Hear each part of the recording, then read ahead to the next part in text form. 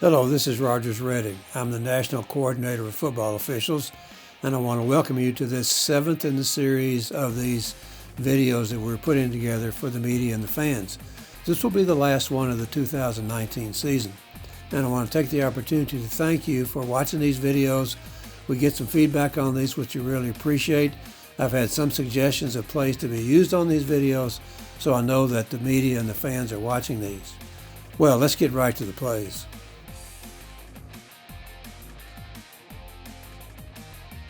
This play shows us an example of an illegal blindside block. You can see that a teammate of the ball carrier comes in from the blind side and he attacks with forcible contact from that blind side, and that's what makes this a foul. So good call, illegal blindside block. Personal foul, illegal blindside block, number 13, offense. Penalty is declined. Third down.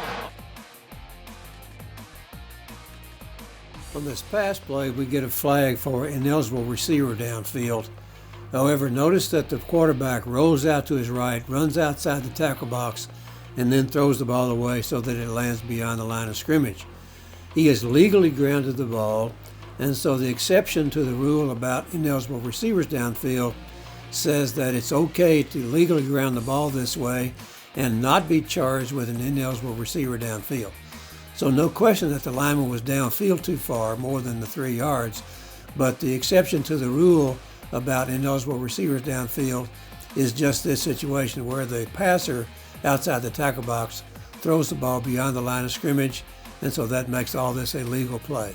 So the officials correctly pick up the flag, and you can hear the referee make the announcement.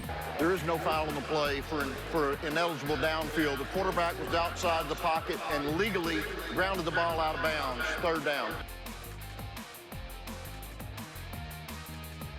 Here's an example of communication among the crew members in which they wave off a flag for a face mask foul. You can see why this might have been called, but you can also see from the replay that the hand on the helmet does not grab a helmet opening.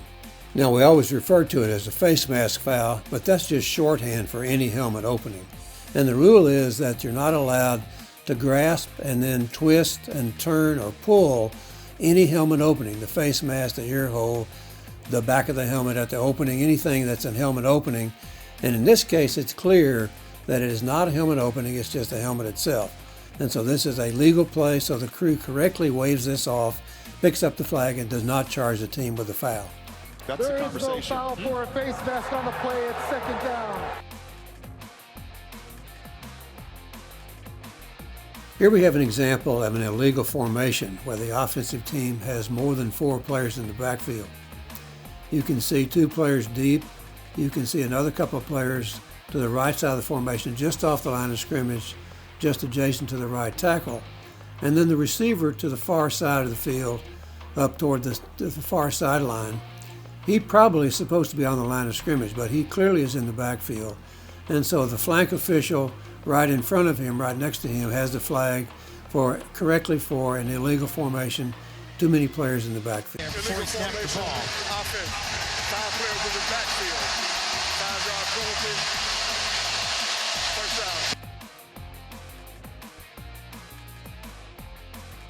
Here's a play where the defensive team has 12 players on the field. We've paused this for you so you can count the players, but you can see that at the snap, they have 12 players in formation, as we say. And this is a dead ball foul. The official didn't quite get it shut down in time to prevent the snap, but this is a foul before the ball is snapped. You may wonder why sometimes they let the play run and deal with the penalty after the play is over, or as in this case, they shut it down and penalize this as a foul before the snap takes place. And the difference is this: if the defensive team has 12 players on the field in formation, that is, they're not trying to substitute off and on the field, they're in formation, then that is penalized as a dead ball foul before the snap. So the snap is not allowed to take place, the play doesn't run.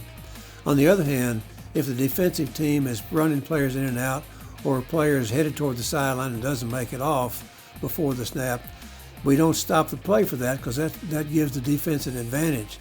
So we let the play run and then deal with the penalty after the play is over. So that's the difference. If the referee announced it in formation, that means that the team had the players they were going to use on that play. They weren't trying to run players in and out. So therefore, the foul takes place before the ball is snapped, and that's the situation we had on this play. Legal substitution, defense, 12 players in the formation. Enforcement of the 5-yard penalty will result in a first down.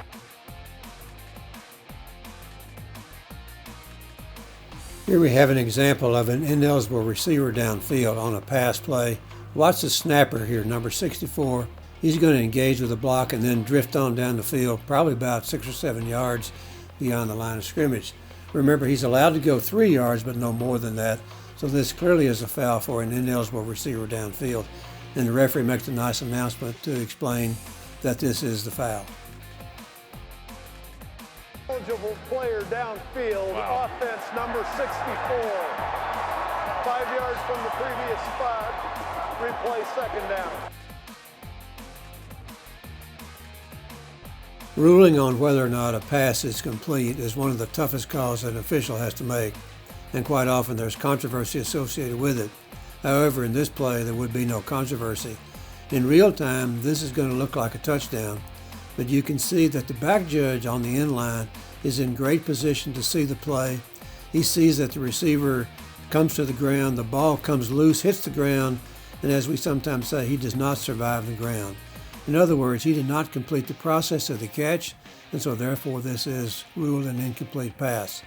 Notice that the back judge comes in and, as we say, sells the call. He emphatically signals incomplete pass and does it over several times, knowing that this could be controversial from the standpoint of the fans and the coaches, and others may think this is a completed pass.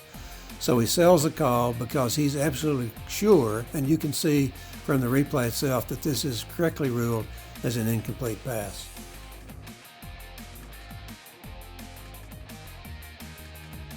Well, this is another one of those plays where we can put in the category, if you live long enough, you'll see everything. I'm pretty sure I've never seen this one before. Notice that when the ball carrier is tackled, 2 players on the tackling team untie his shoe and take it off.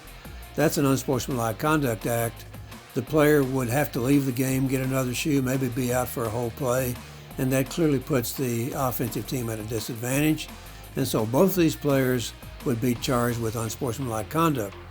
If it's the first for them, that's a marker for them. If it's a second for either one of them, they would be disqualified from the game.